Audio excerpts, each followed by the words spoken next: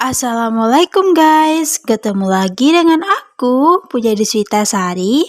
Kali ini aku akan kembali menceritakan tentang sebuah cerita yang berjudul Didenda 50 ekor unta dan setan yang menyesatkan.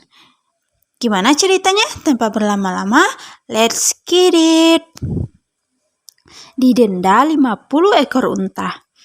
Kedermawanan Amir alias Hashim bin Abdul Manaf sangat terkenal. Kemenakan Hashim bernama Umayyah merasa iri terhadap pamannya itu. Ia juga membagi-bagikan makanan dan gandum kepada penduduk Mekah. "Aku lebih mulia daripada pamanku Hashim," kata Umayyah. "Ku bagi-bagikan gandum ini untuk kemuliaanku." Hashim membagikan gandum dengan ikhlas, tidak dengan maksud mendapat pujian, kata seseorang. "Ia membagikan gandum lebih banyak daripada yang kau bagikan," kata orang lain. "Aku akan membagi lebih banyak lagi," kata Umayyah. Umayyah membagikan gandum lagi, tetapi tetap saja lebih sedikit daripada gandum yang dibagikan Hashim. Umayyah merasa panas. Akhirnya ia bicara kepada semua orang untuk menjelek-jelekkan pamannya. "Kemenakanmu berkata buruk tentang engkau, ya Hashim," seorang mengadu kepada Hashim. "Aku sudah dengar tentang itu," kata Hashim. "Kalau dia tidak menghentikan kebiasaan buruk itu, aku akan melaporkannya kepada Tuan Hakim." Umayyah tidak berhenti memburuk-burukkan Hashim. Akhirnya Hashim melaporkannya kepada hakim. Hakim mengadakan pengadilan. Hashim dan Umayyah dihadapkan ke pengadilan. Saksi-saksi pun dipanggil. "Saya menyaksikan dan mendengar Umayyah memburuk-burukkan Hashim," kata seorang saksi. "Saya bersaksi bahwa apa yang telah dikatakan Umayyah tentang Hashim adalah tidak benar." Umayyah memberikan tidak ada 1/10 yang diberikan Hashim kepada orang-orang yang lapar dan miskin, kata seorang saksi lainnya. Tetapi ia mengatakan telah memberikan 10 kali lipat dari yang diberikan Hashim. "Sekarang apa katamu Umayyah?" tanya hakim kepada Umayyah. "Aku lebih mulia dari Hashim. Lebih-lebih ayahku," kata Umayyah pula. "Sesungguhnya yang kulakukan jauh lebih mulia daripada yang dilakukan paman Hashim." "Kau tidak punya seorang saksi pun untuk membenarkan kata-katamu," kata hakim pula. Memang tidak ada yang membenarkan kata-kata Umayyah. Semua saksi membela Hashim. Demi keadilan, dengan ini Umayyah bin Abdul Syam dijatuhi hukuman dengan denda 50 ekor unta dan meninggalkan negeri ini sampai 10 tahun lamanya, kata hakim dalam keputusannya. Umayyah harus membayar mahal atas kelancangan mulutnya itu. Ia menyerahkan 50 ekor unta kepada Hashim. Selain itu, ia harus meninggalkan Mekah selama 10 tahun. Umayyah pergi ke negeri Syam untuk menjalani hukuman buang selama 10 tahun. Ternyata dia tidak pernah pulang ke Mekah. Ia menetap di sana sampai akhir hayatnya. Gara-gara lancang mulut, ia harus kehilangan tanah air dan kampung halamannya. Wallahu alam. Semoga kita tidak seperti Umayyah ya guys. Dan kita mencontoh sifat dari pamannya Umayyah, yaitu Amir bin Abdul Hashim, yaitu dengan melakukan kebaikan secara ikhlas ya, tanpa mengharapkan pujian dari siapapun. Cerita kedua berjudul Setan yang Menyesatkan. Setan selalu mengganggu manusia dengan segala cara. Orang yang rajin beribadah pun diganggunya. Disesatkan dari jalan benar agar mengikuti jalan setan yang sesat. Ada orang saleh yang rajin beribadah kepada Allah. Ia menjalankan semua perintah Allah dengan baik, meninggalkan larangan Allah dengan sempurna.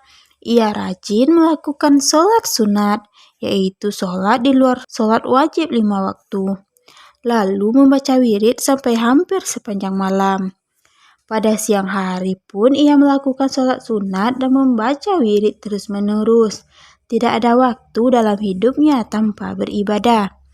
Setan tidak suka melihat orang yang taat beribadah. Ia pun menggoda orang saleh itu. Pada suatu saat ketika orang saleh sedang bersujud dalam sholatnya, setan pun datang. "Hai hambaku, hentikanlah sholatmu. Telah kucukupkan bagimu segala ibadahmu.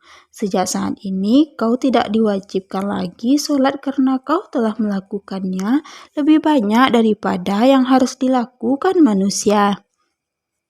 Sejak saat ini kuhalalkan bagimu semua yang haram," kata setan.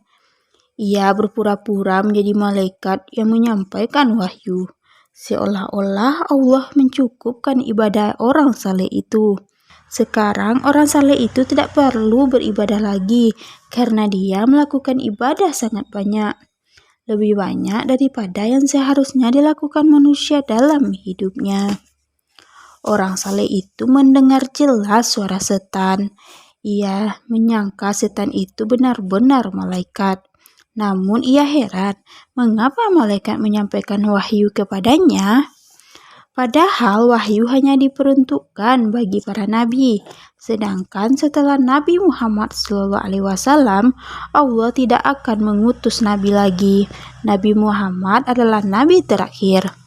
Orang saleh mulai curiga, apakah aku lebih mulia daripada Nabi Muhammad SAW? Tanya orang saleh itu. Tidak ada umat yang lebih mulia daripada Muhammad SAW, jawab setan. Setan menjawab begitu supaya orang saleh itu percaya bahwa dia malaikat. Sebab tidak ada malaikat yang bicara bahwa Nabi Muhammad SAW kalah mulia dari umatnya. Telah ditentukan kepada Nabi Muhammad Rasulullah bahwa yang haram adalah haram. Mengapa kepadaku dihalalkan? Tanya orang saleh itu. Berarti aku lebih mulia daripada Rasulullah. Sungguh ini tidak mungkin. Karena kau beribadah lebih banyak daripada semua umat Muhammad. Allah Subhanahu wa Ta'ala tidak pernah mencukupkan ibadah Rasulullah. Mengapa kepadaku Allah mencukupkan ibadah? Sungguh tidak mungkin. Orang saleh itu menghentikan sujudnya. Ia berdiri dan menghardik. Kau setan yang terkutuk, kau menyesatkan manusia dari jalan kebenaran. Pergilah kau ke neraka. Setan terkejut bukan main. Ia gagal menyesatkan orang saleh itu. Padahal biasanya ia berhasil. Telah banyak orang yang disesatkannya. Mengapa orang saleh ini tidak bisa disesatkan? Karena dia berilmu. Dia tahu bahwa tiada nabi lagi setelah Muhammad Rasulullah SAW. Tahu bahwa tiada umat yang lebih mulia daripada Nabi Muhammad SAW. Bila Allah tidak pernah mencukupkan ibadah kepada Nabi Muhammad SAW, tidak mungkin Allah mencukupkan ibadah umat Nabi Muhammad SAW. Wallahu a'lam. Semoga kita semua selalu dijaga dari setan yang menyesatkan. Nah, itulah guys 2 cerita dari aku hari ini. Cerita ini masih aku adaptasi dari buku karya Sofia Mashuri yang berjudul 31 Cerita Bang Aisyah. Semoga kita semua bisa mengambil hikmahnya ya. Jika kamu menyukai video ini, jangan lupa like, subscribe, and komen ya guys. Terima kasih sudah mendengarkan. Puja sudahi dengan Assalamualaikum.